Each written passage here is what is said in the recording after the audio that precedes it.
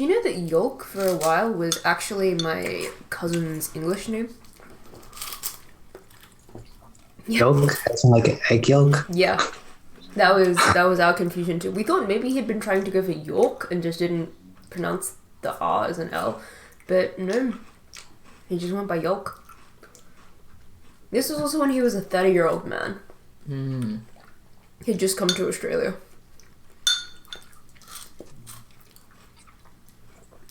You guys eating right now? Wow.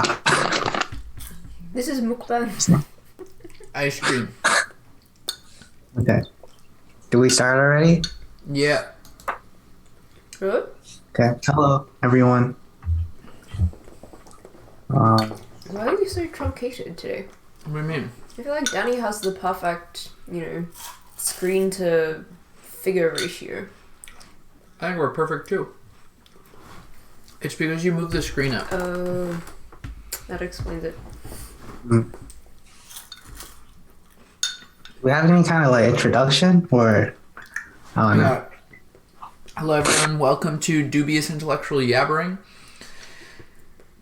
We're back at you with another episode. This is Yoke, Isaac, and Kami?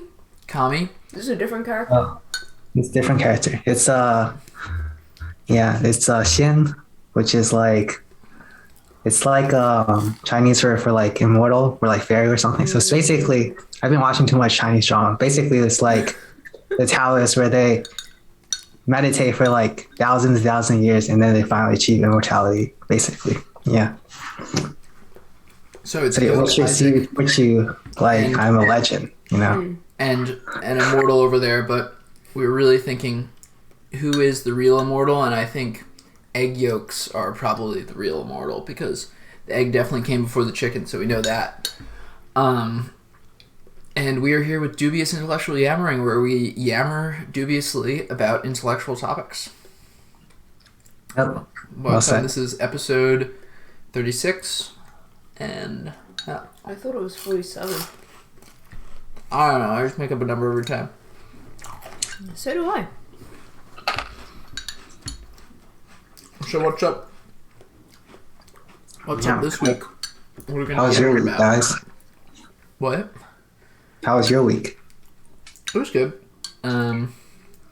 We played this game called Anachrony yesterday, Oh, which was long, and I looked up the price. You would not believe it. How much is it? $79 for the version that we were playing. For reference, Danny, it's this box that's like this. Yeah. I can't be in frame if we were gonna do. It's like this big, this tall, really heavy. Yeah. Taller than that. It has like 500 components. It's all over the place. The rulebook is like 27 pages. Giant miniatures, which are very expensive. And the miniatures are not even part of the base game. And they're not even an expansion. They're a module that you add onto the base game once you want to, I guess, do more things with the base game. I thought it was going to be well over $100. And the base game is only $55. You can still get it for $55. Just insane. So good on the creators. Pretty crazy. But yeah, the Took point of about the game 2 is hours to learn. playing as one of these 4 paths of humanity: the path of harmony, dominance, what is it? Prosperity, and salvation. Salvation. Yeah. And you can essentially time travel, so you can send resources back and forth through time, which is the most interesting part of it. we can time travel in a board game? I feel like that's the first time I've ever heard of that. I know. It's the most interesting part of the board game. It's pretty cool. So, like, is it like resistant to like time paradoxes and stuff, or how does that work? Yeah, if you walk things through time too much, you get these paradoxes, Anomalies. and then you get anomalies, and they cause you to like suffer.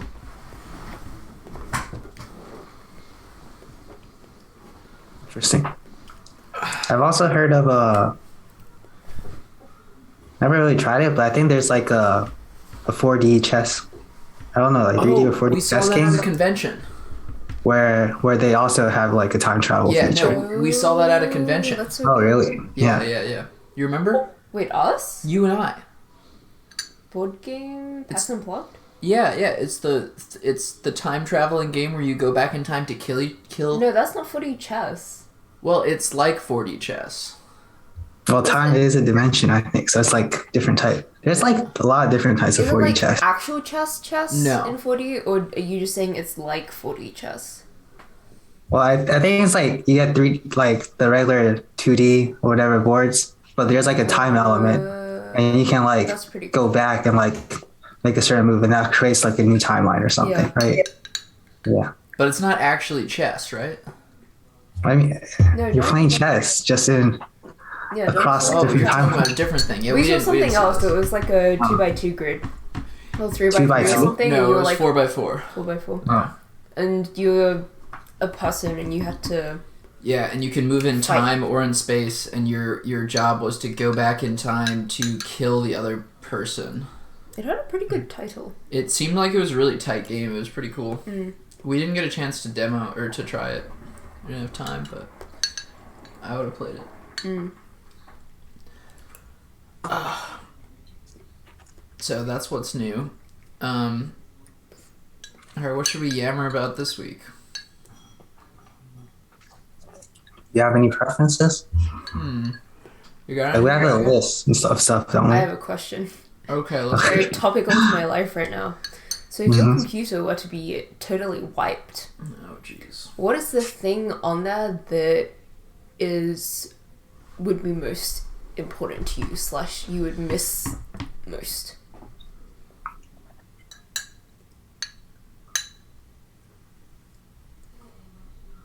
If my computer was wiped,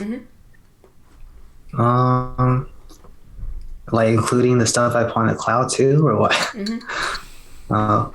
Let's say you have really bad backup habits. Mm-hmm.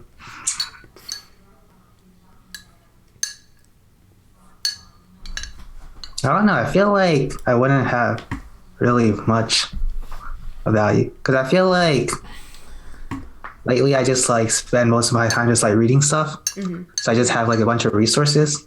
But like if those get deleted, I can just download them again. Like if I made like more pieces of art and stuff,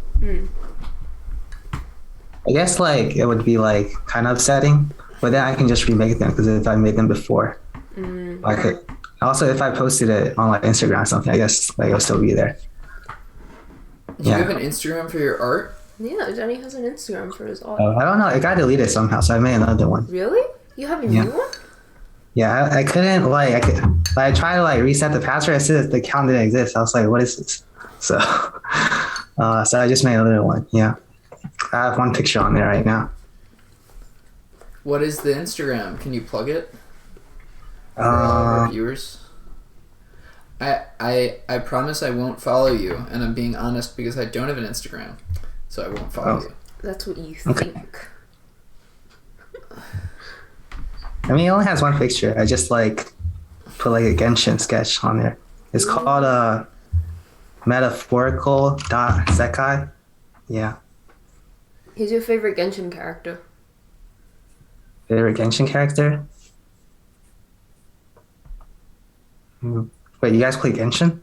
I will say I know one character from Genshin because I have a friend who's really into Genshin, and if you don't say that character, I'm just gonna not know who it is. I don't play Genshin.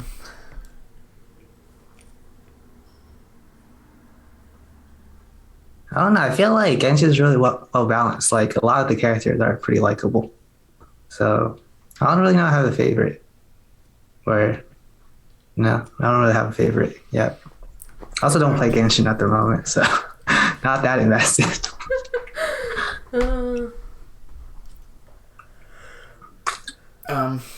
Yeah, what about you, Ian? What would I save? Wait, I can't see your name. What about you, Isaac? What would I save? Yeah. Or what is the thing you would most miss? Writing, obviously.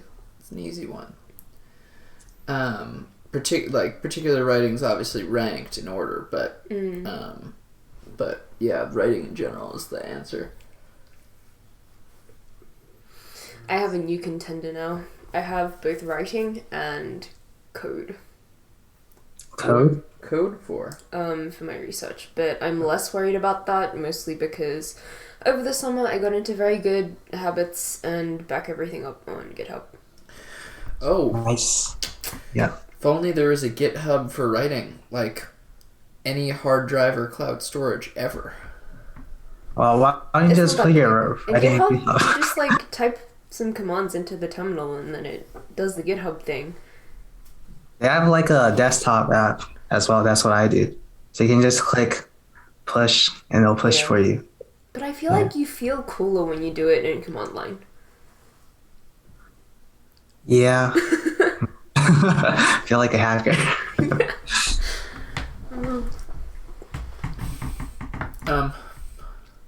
So let's talk about solo projects. Wait. What? Okay. Like our solo project, or what you would do as a solo project, Talk about or good practical tips for people engaging in solo projects. why are you looking at me? I ask the questions, you guys have to give the answers. It really depends on what solo project the person is undertaking. Yeah. I don't think so. You don't think there's generally applicable tips to people who are embarking on creative endeavors, solo creative projects? One person could be, trying to write a novel, and another person could be trying to backpack across Australia. I feel like the tips required for those two things are I'm thinking rather about different. creative projects. I'm thinking about things where you create things. You can create a journey across Australia. The beautiful memories. Why are you trying so hard to dodge this question? I think if you create things in a solo project, the best way to finish the project is to not do it by yourself. That is to find a community of other people who are embarking on similar solo projects and motivate each other to keep doing your solo project. In Super Smash Brothers Melee and all of the games, or a lot of the games, there's a character called Zelda. You know Princess Zelda from Yeah. Legend of Zelda. One of her moves is to turn into a character named Sheik, who has a whole different moveset, and that's down B. So, what people say is that the optimal way to play Zelda and the best way to play Zelda is just to press down B and turn into Sheik. So I think that's what you just said. I think you just said if you're going to embark on a solo project, just press down B. I feel like that's Someone else. you don't have to. Get people involved. They're not helping you work on your project. You're still working on your project by yourself. You're just doing it alone, but together. So what you're saying is your motto is a Fall Out Boy song called Sure. Alone Together. Do you guys have solo projects you're working on? Slowly. Not actively. Define work. I yes. Daydream about writing your own book. Yeah. What'd you say? Daydreaming about writing your own book. Yeah, Are you no, absolutely doing that. Yeah. Okay. In the daydreaming phase. Still? Yeah. Well, I Okay. mean, I do writing every once in a while, but Mhm. not super frequently. Especially with the last month. Yeah. Very little progress happening. Do you have any tips? Immortal. Shin. Yeah. I mean, yeah, I think I'm also in the daydreaming phase of like making projects. I don't know like what like most people's goals with VR to be like for them to choose to embark on a solo project journey, Fame right? and glory. What? Glory? Fame. The Nobel Prize for Literature. Speak for yourself. I just want to get published. For me, I feel like projects are just like a way to like test your skills and also have like an opportunity to like improve your skills. because if you're learning like, I mostly just view it through like either art or programming because that's like mostly what I focus on. Like either of those two, like you can like read a bunch of books and do like short, simple like code to follow along, and it'll keep like learning like incremental things.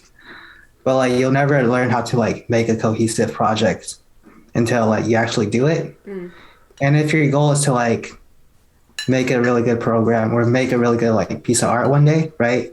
If you don't have like experience like making smaller projects, then like when you actually set out to do that, it's gonna be like overwhelming. It'll probably not account for like a lot of things.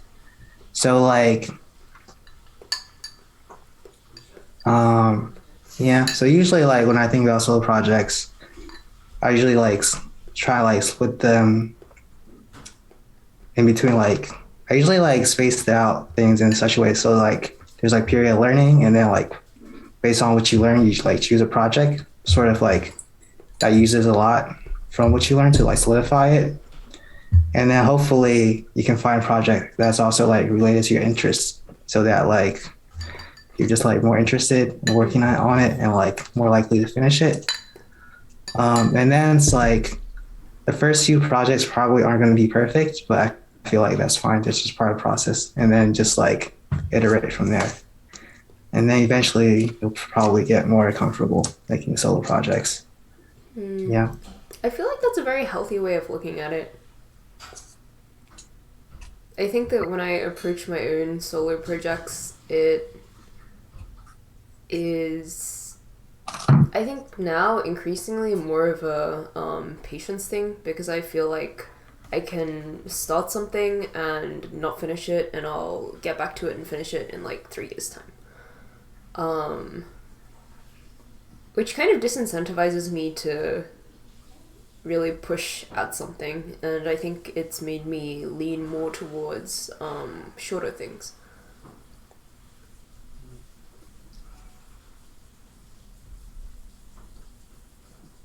Yeah. I feel like shorter projects is fine though. That's what I like. I feel like, I don't know, because I feel like after a certain point I just want to move on. Yeah, when you're drawing something, do you ever get bored of what you're drawing as you draw it? I've never really worked on drawing like a long time, so How long do not you really. define? But I feel like a lot of times sometimes I would like sketch things, and then like I would just like stop drawing for a while, and if I come back to it, I'm not gonna finish it. So it's not so. Yeah, usually I try to have an idea of like if I'm gonna start this thing, like usually I have like I try to like make sure that like I'm probably gonna finish it at the time I'm like working on it. Yeah. So you set discrete tasks and then complete the discrete tasks. Interesting. It's like writing something scene by scene. Yeah, I don't know. I think back in the day I was a little bit more naive, so like before I would start learning about like programming and stuff, right?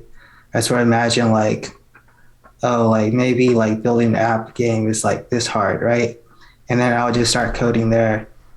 And then eventually I would get like some progress. But as I keep learning, I realize that like, oh shit, it's gonna take me at least like a couple of months just to get anything decent to be published, right? At least. So then I'm just like, I get demotivated. So nowadays I'm like more calculating. I would just like research like hypothetically if I wanted to do this, like, what am I like?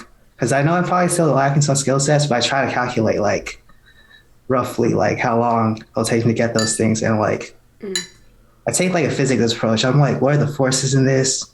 And it's like, Like you know, a Walsh diagram. I feel like I can get a better estimate of like how long something will take me these days. Yeah. That's a good skill. Yeah. What about you, Ian? How do you like to approach solo projects? I think Yoke gave the best answer for sure. I think most solo projects that I have actually completed or made serious significant progress on was largely because I made them into not solo projects. Crowning Achievement audio drama, great project. And aside from that, I think it's important to have good expectations with where the project is going to go. So if you believe the project is like, what is your purpose in doing the project? Is your purpose for, pleasure, for fulfillment, like writing, at this point writing is for pain and doom. No, writing is fun, and it's like you're just chilling, right? You are writing something very different, my friend. I like it.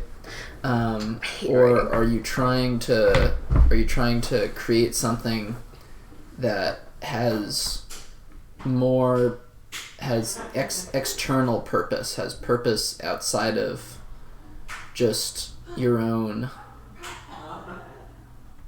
like winning existence. the Nobel Prize. Yeah, like winning the Nobel Prize or selling 10,000 copies of a game, or what's another one? Winning the Nobel Prize. One of those three things. So, that's my take on the whole thing. I think it's the key lesson I can impart, aside from get good expectations about how long something will take. Just don't do a solo project. My added sense is to just, as much as getting good time expectations, get good, why are you doing this expectations? Actually, somewhat related to the whole thing Danny brought up about gradual improvement, do you feel that there is still room for you to improve as a writer in terms of writing? Because so I'm in a history class on Utopia this semester, and our professor is very cool, but also one of those people who is very adamant about grammar and that kind of thing. And in the first class she recommended that we all go and get, I forget what it was called, like the Diana Pocket something or another of Strunk. It wasn't Struck. No, Elements of Strunk. style or something. Yeah. It was something like that. It's the Strunk Elements of Style. Yeah, that's pretty famous. I've heard of it. Yeah. Possibly. Yeah. And she was talking about how you don't use, I forget the term for it, but you don't start a sentence with however, nevertheless, whatever. And I don't know, it just made me think about the fact that I definitely do those things, but at the same time, I think that I have a relatively good grasp on written conventions. I think you can always get better, and the reason I know this is because I can look back and know, just without even really actively looking to get better, I can just look at my older stories, and I can look at the same stories that I've fully edited, right? And when I look back several years later, I will edit more because I realize that I see things that I did not otherwise see, right? So, yes. So then in terms of something like writing where you're not going through manuals, how do you think people improve? I think for writing, I think the best way to improve is to read. So, that's what Carmen told me too. If you want to improve your writing, you can practice writing as well, but it's a lot harder to practice writing a lot. So I think the most Unless you keep a diary. the most efficient, no, because it's different. The most efficient in terms of time use practice is writing, but the most effective long-term strategy is reading, because you can't spend the same hours writing that you can spend reading. So.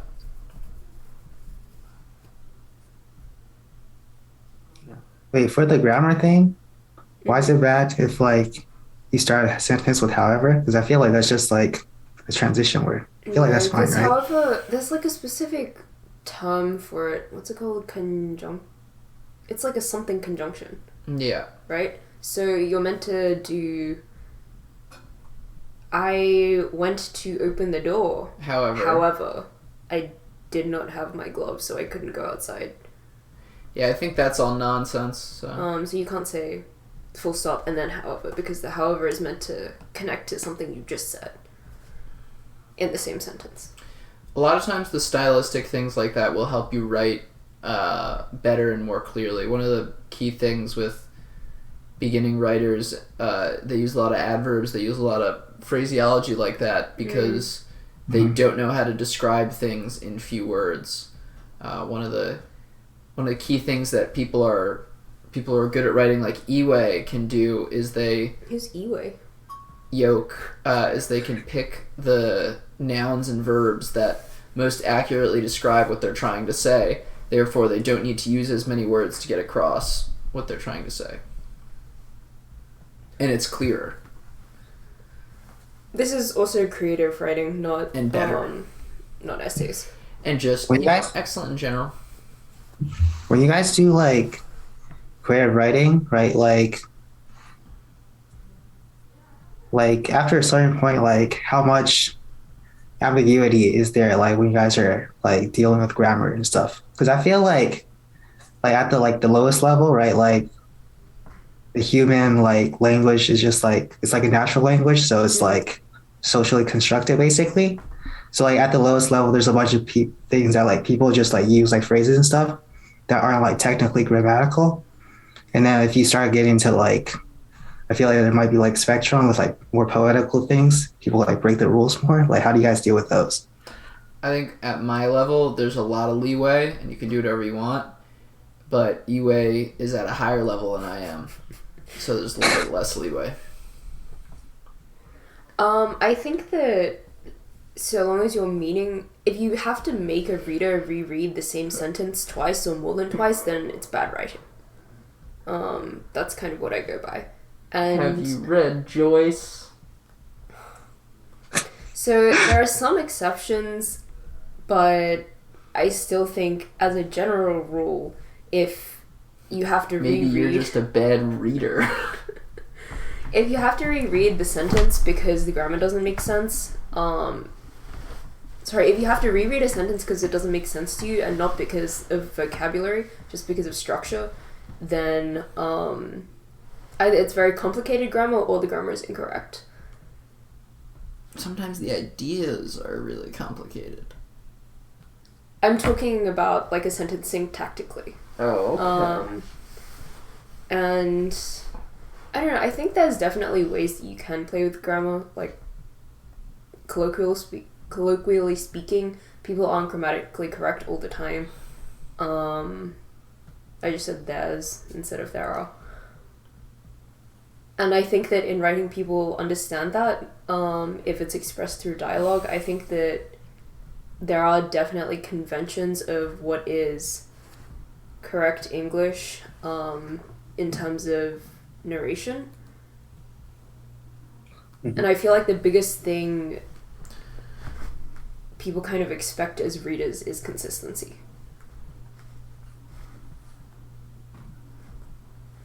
So if it makes sense for the narrator or the story to be told in a way that has like grammatic incorrectness, so long as the story is told that way throughout, then like the reader can buy it. Alright, I'm getting tired. It's time for Exoplanet of the Week.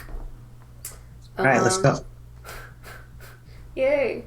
So the exoplanet of the week is actually a exoplanetary system that orbits around a pulsar called Lich, spelled Lich, after a supposedly undead creature. It's a lich. Lich? It's a lich. Do you know what it is? Okay, it's a lich. And the pulsar is 2,300 light years away from Earth in the constellation of Virgo. And in 1992, astronomers discovered 2 planets orbiting the pulsar. And these 2 planets were actually the first official discovery of extrasolar planets. And it really surprised everyone because they expected planets to only exist around main sequence stars like our sun. Why did they expect that? Because we have a main sequence star and we have planets. And also, stars that are not on the main sequence are essentially stellar remnants, or stars that are kind of like dying. And so you either have like very big red giants who've puffed up and expanded and kind of swallowed their planets, or you have white dwarfs, neutron stars or pulsars, who have gone past that stage and are sort of dead stars. And so the expected all planets to kind of be obliterated after that. But what they think happened with Lich is that Lich is the product of two white dwarfs that have merged together, and during the merging it created this sort of like debris disk, and after some time the gravity of the pulsar caused the debris disk to, or I guess not the gravity of the pulsar, the gravitation in this area caused the debris disk to form planets. So they're kind of like a second round of planet formation. Yeah.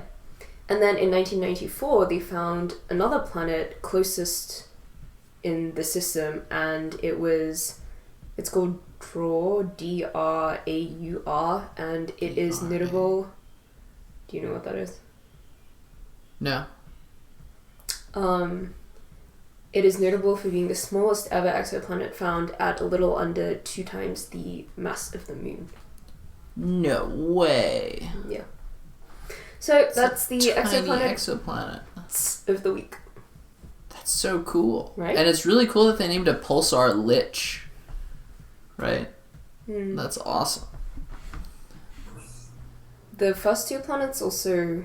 Because like pulsars are like way past, right? So it's like undead. Yeah, it's literally like a zombie star. Yeah. I think the 2 other planets, one's called Poltergeist and the other is called... Poltergeist is a good one. Phoboston or something like that. Poltergeist was the first one they found? Yeah, I think so. Because a poltergeist is something that causes things to happen, but you can't directly see them. Like it's like a ghost. So that's cool. That's why they named it. Very cool. That's an exoplanet history. All right, let's do history. I want to do history now. We aren't gonna wait? No, let's do it now. Okay, Danny, do you want to pick the time and the region? I'm in the region. You can and then like the amount of time we give Isaac. Ow, my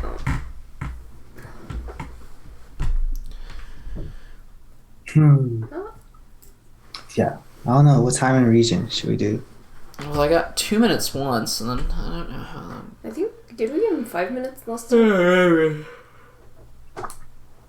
I think we gave you 5 minutes, right? Yeah, that might be right. Yeah.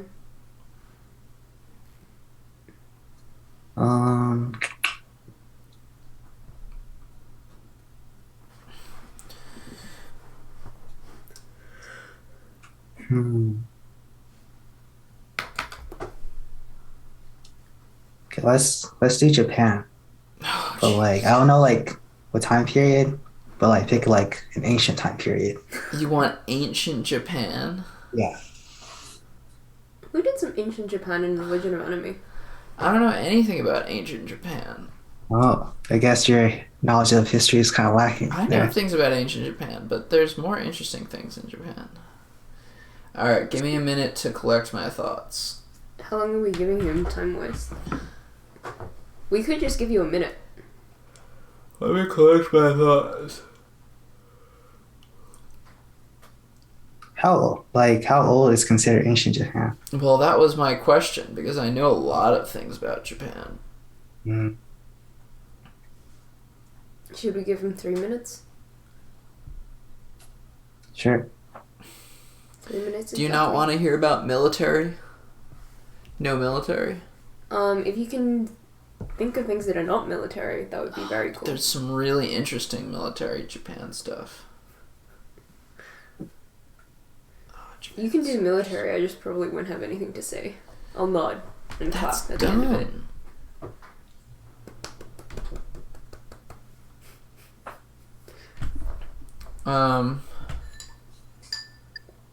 Let me continue to remember my vast knowledge.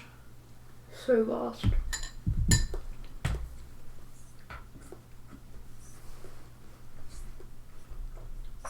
Yeah, when did the first people like get to Japan? Japan was got in the Ice Age. There's a land bridge. It was connected. They got an ice bridge, like Yeah. Ice Age. Yeah. Oh. They didn't have to sail. Isn't that like 10,000 years ago though? Like the ice thing. Yeah. So people have been there for a long time. Oh.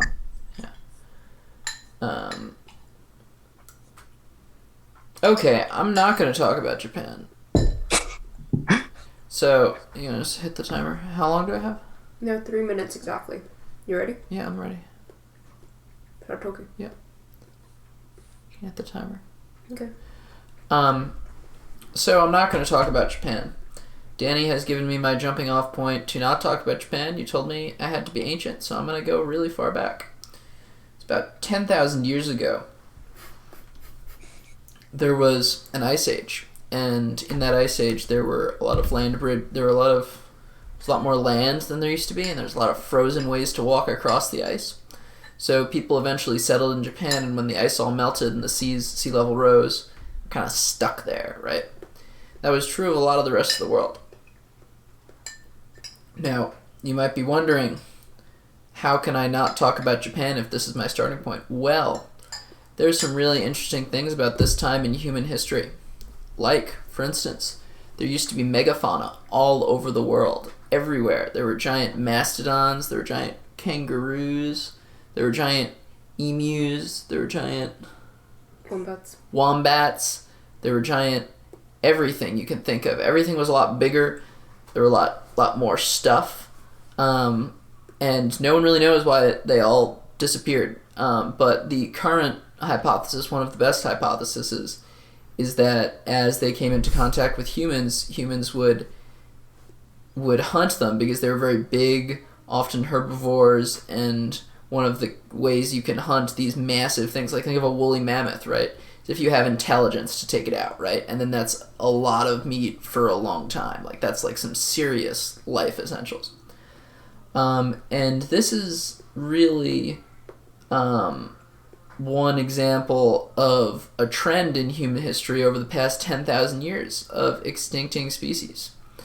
And it's occurred in Japan, it's occurred in the Ice Age, it's occurred in Europe, it's occurred in America, it's occurred everywhere. We are on the brink of ecological collapse. Just in the last 200 years, over 70% of all animal life has died in this planet, and we've lost biodiversity. We've lost over 50%, if not more, of actual species, right? So in the last 10,000 years, we've essentially hit the biodiversity levels that one would expect from a extinction event. And that's really what's going on right now. Humanity is an extinction event for the world, and it really isn't clear as to whether or not we will extinct ourselves. It's probably true that we're not going to last like the dinosaurs, like millions of years. We're probably only going to last a couple more thousand, right? But we will have taken a lot of the planet's ecosystem with us. So think about that next time you eat your chicken and you think about your impact on the world.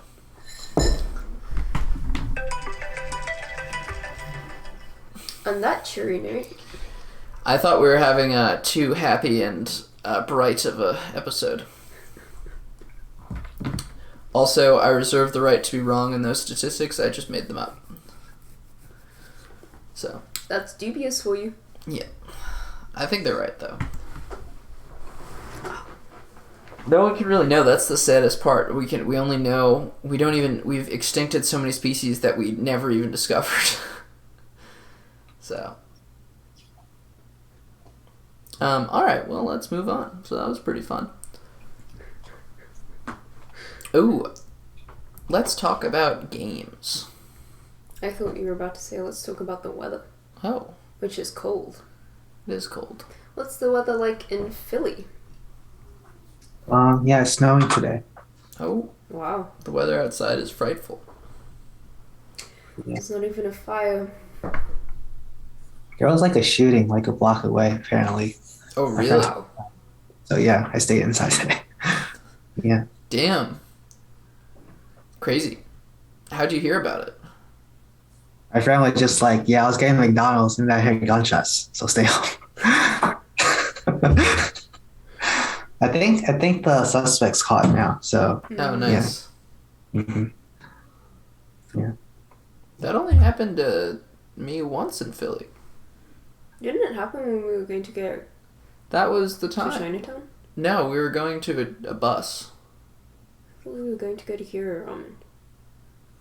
We saw like a bunch of people running away. Yeah, from the no, train we were station. just going to the bus. Because we were walking. We didn't walk all the way there. The we're- bus. We were walking on 40th Street. Weren't we walking to SEPTA?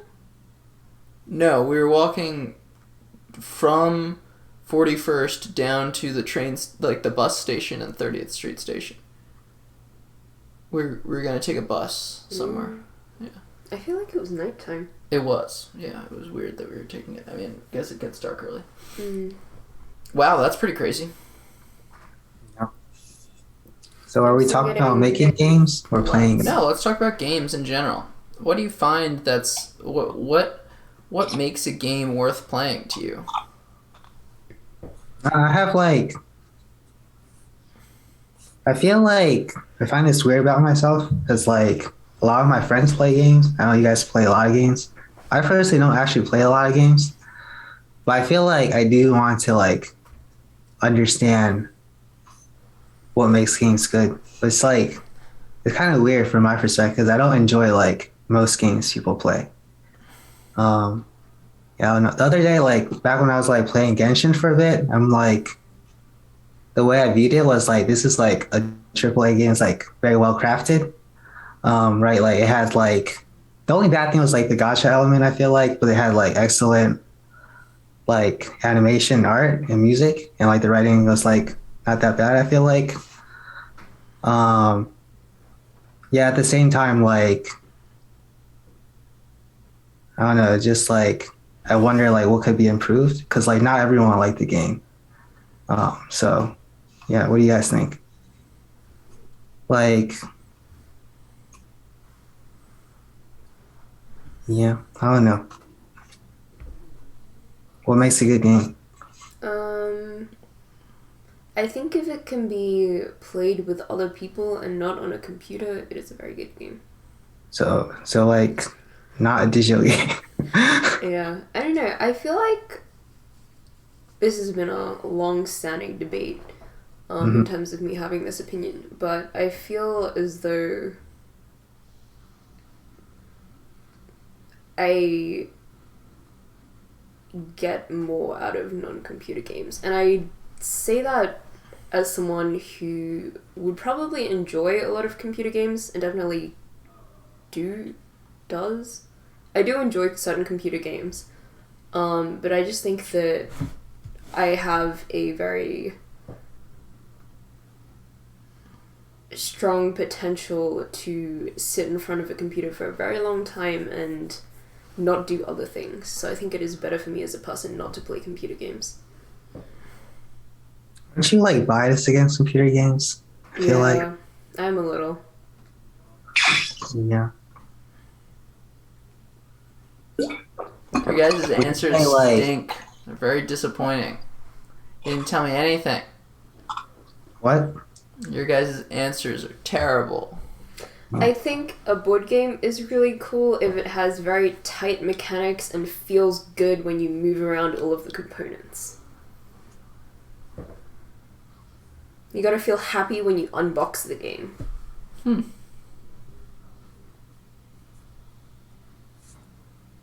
The art has to be a high quality, all of the components have to be a high quality, the rulebook has to be succinct and organized. Alright, I got my metrics.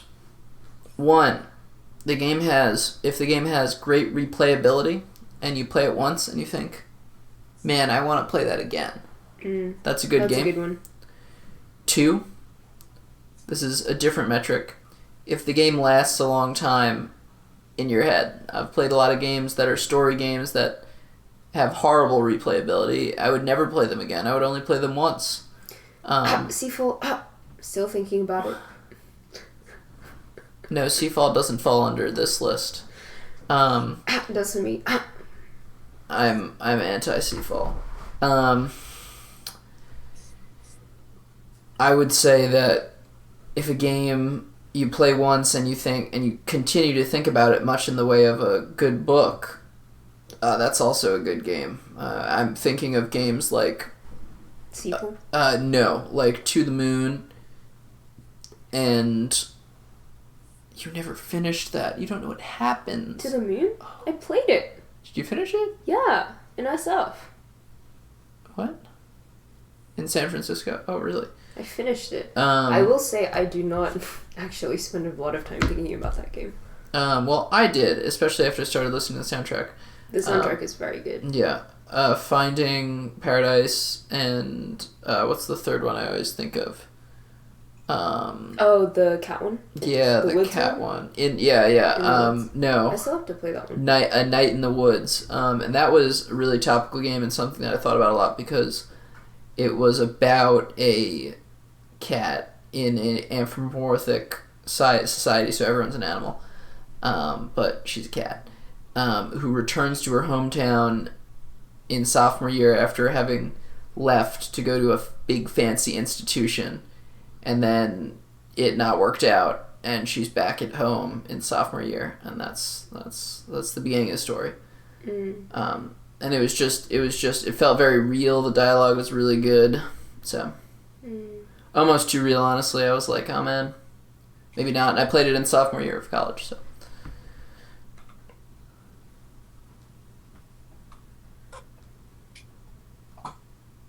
Those are my two metrics. I would say they're pretty good metrics. Yeah. I agree with those. I have good metrics. I work well in the metric system. Why do you think you've never gotten into games? I think I was into games when I was younger more. Like, I play like fighting games and like Bible story, like RPG, MMO games. But then like, I feel like now I'm just like, because before I feel like when I first got into games, like one of like the most like satisfying parts of like playing games, just like either through grinding or just like practicing, like you're sort of like getting better at the game, and then you can like defeat tougher monsters or just like beat other people up if it's PvP, which is fun.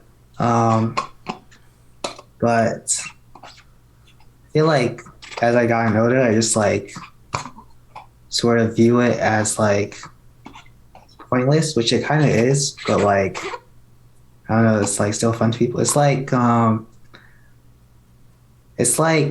some people have a hobby of like they play like certain games for a long time, like a first person shooter or like some RPG game, right? And like they get like max characters and whatever. And then to me, if I ever think about that, I'm like, that's just like a waste of life, you know? I could be doing that, like gaining more knowledge or something. And then I'm like less tempted to go through like the grinding or whatever. Right? Yeah. But then I also don't like being like not good at games. So then like strategy games don't really tempt me because I'm like, if I'm playing chess, I have to start reading a book. But like when like yeah, it's just like so much invested. so yeah, it's kind of a dilemma because I feel like I guess like the main thing just like sometimes games are just like for fun, but then I just don't really know how to relax, you know, sometimes. It's all about winning. Well, I personally think that I've had a lot of games where I've played for fun and I've played to just, you know, change what I'm doing, but since I was very young, I always liked beating other people at things. So I think the games I've put the most time into are the games where I get to beat people and get that high of just crushing people into the ground, even if it's not directly. Do you still play chess in Smash? No, I don't really play Smash anymore. I kind of knew I wasn't really gonna play Smash though because I never really got super into it. And chess. Says the man who would walk for 30 minutes every Saturday to go to the local Not Smash every tournament. Saturday. First of all, second of all, I don't think it was on Saturdays. Third of all, I would walk with Sam Scott, which 30 minutes with Sam Scott is a pleasure. So I'll tell you that right now. Yeah, but I never really took Smash super seriously, or chess for that matter. They were kind of like casual things for me. But I did like both of them, and I still like chess. I would play chess every once in a while because there's always good moves and stuff. But Smash, I don't really play anymore. I would only play that with other people. Do you ever think about like studying chess? Because like after a certain level, like you don't get better Well, much just playing my the thought cat. with chess is I'm not good enough. Like the only game I've taken that seriously, I was very good. But yeah, I don't know. It's kind of nice, and one of the games that I'm really into, which no one plays, so it's a big advantage. I can be very good at it, and it's not too hard to be very good at it because no one plays it. Minecraft Capture the Flag, or Classic Cube Capture the Flag, I should really call it now. I don't really play anymore for like seriously, but I commentate and stuff, and I really enjoy that. I like commentating, so it's a way to be a part of the competition without actually, having to put in all the hours of grinding. Mm. But I like games that are non-competitive too. I like Wingspan.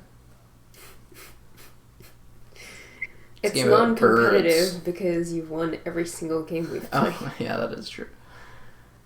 One day, with the Oceania expansion, No, with but my fleet of emus, that's a good example because I will be games... unstoppable. Sometimes it isn't even about the winning or the losing. Like I feel that way with Wingspan, and I feel that way with other games like TFT, where it's like, it's kind of about the journey, and it's like when I play Wingspan, even if I lose, Hasn't happened which yet. hasn't happened yet, I would think, oh, I tried a really interesting strategy, and I was like testing the limits of the game to see what actually works, right? And I feel that way a lot in TFT when I lose, where I'm like, I lost. Sometimes I lose just because I got unlucky, but other times I lose because it's like, oh, I tried something really interesting and it didn't work out this time. I'll never do that again, or it didn't work out this time. Maybe I'll try it again. So.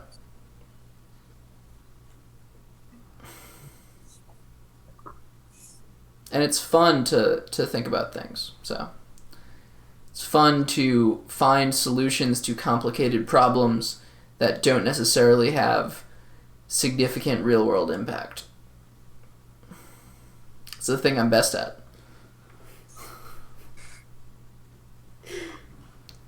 I would say that's a pretty accurate assessment.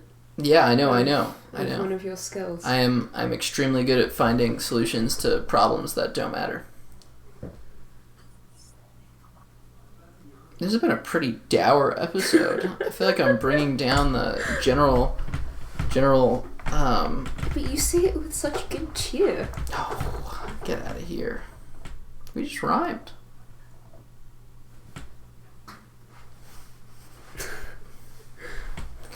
Yeah, I think that my opinion on games is probably very similar to Danny's in that I like being good at things and I like winning, and I also But think you don't that, like putting in the work. Yeah, I've thought about making a Quizlet set for TFT I will and do that memorizing for everything. you. All you need to do, seriously, which I think I could do. I think if you play 10 games of TFT, you will understand everything. That's all it takes. I think I would have to make a Quizlet set. No, you wouldn't. And then I would understand You wouldn't everything. understand everything, but you'd know all the stuff. I think my issue with a lot of games that I am new to that other people are very much not new to is that I feel like there's often a steep learning curve in terms of how much knowledge you have of the game.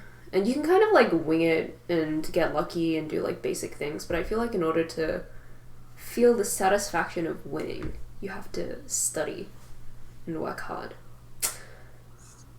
And then I feel like I should just put that effort into doing something else. I think you can get, well.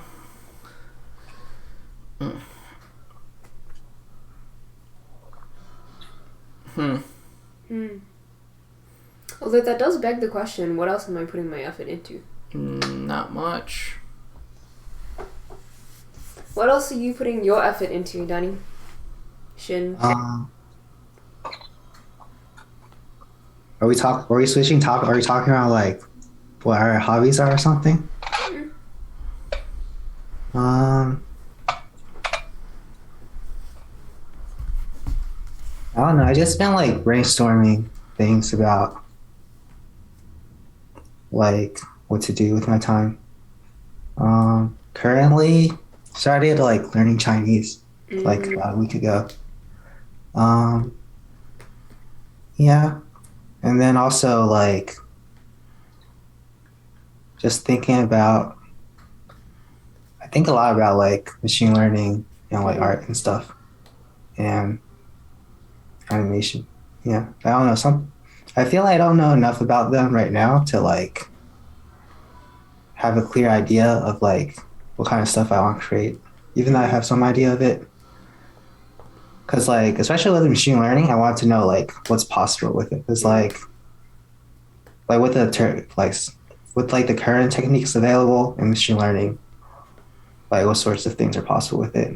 It's pretty cool to think about. And as I keep learning, I sort of like get a better sense of like what's going on. And it's pretty interesting. I enjoy learning right now. That's like mostly what I'm focusing on. Yeah. I feel like that's good. Yeah. Do you have a blue snowball? What? Do you have a blue snowball?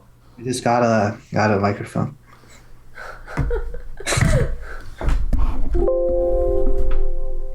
Yeah, we're twins. Wait, could I see the back of your snowball? Yeah. I just got the cheapest version. Yeah, so. You don't have the button, right? Yeah. There's a button on the back of some of them. It's like different settings. This thing. I think it's supposed to prevent spit from getting in the thing, and also, yeah. That's pretty So it doesn't matter as much right now, but yeah, it's pretty useful. It was really tragic. I've had this microphone for a really long time, but I just never really used it. How far away can it pick up? It's not picking up anything in there. Interesting. Yeah, it's really good. It picks up. It's very good.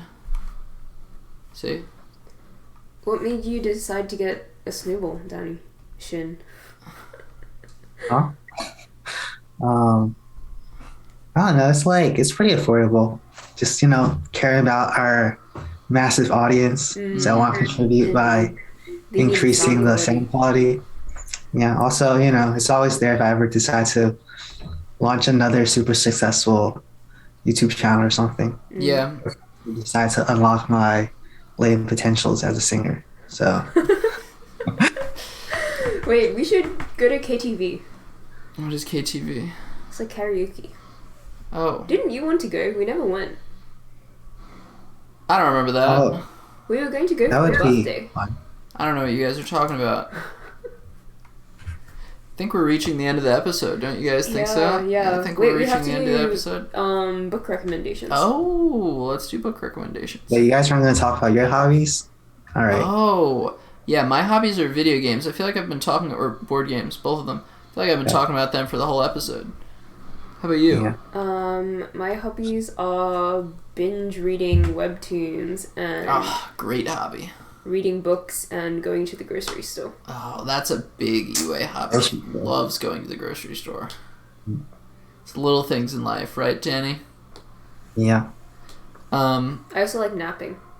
That's great. True. Sleep, excellent. All right, book recommendations. Carmilla. I forget the full name of the author, but the surname is Le Fanu. He's Irish. Okay. How about you, Danny? I don't have a lot of books to recommend because I don't really read interesting books, I feel like. You can recommend like an article or something. Yeah. So I recommend a biography called Leonardo da Vinci by Walter Isaacson. Yeah. I've heard of Walter Isaacson. Yeah, he wrote our assigned reading for Penn like freshman year. Knew The it. innovation. I knew I Walter think he's not that Isaacson. bad, but like a lot of people were complaining. I feel like people just don't read though. I read it. Uh-huh. I don't You know didn't what it like was, but I read it. Yeah, he wrote we read about like the innovation, like it was like called The Innovators, so just like Oh, about yeah. the computer revolution. Yeah, the year of innovation. Oh. Yeah, you Yeah, missed we that. got the Bridget St. Louis ray. So we left out. The what is it? Bridget St. Louis ray. It's about this thick. Very cool. Oh no, ours was long. I will recommend Omniscient Reader, a webtoon about a person who reads a really long webtoon and they're the only reader, and then when they read the final chapter, they're put in the webtoon. Oh, this reminds me of the plot for W, like the drama. Yeah, Did you finish that? I think I finished it. I didn't. I really like the actor. Oh. It reminds me of my life as a villainess. Because if you think about it, they're the same story. Yeah. Alright, on that note, we will be ending Dubious Intellectual Yabbering. Let me just pull up the stream. Anything we want to say to our valiant listeners? Thanks for listening, guys. Donate. Yeah, donate, subscribe, all the good things.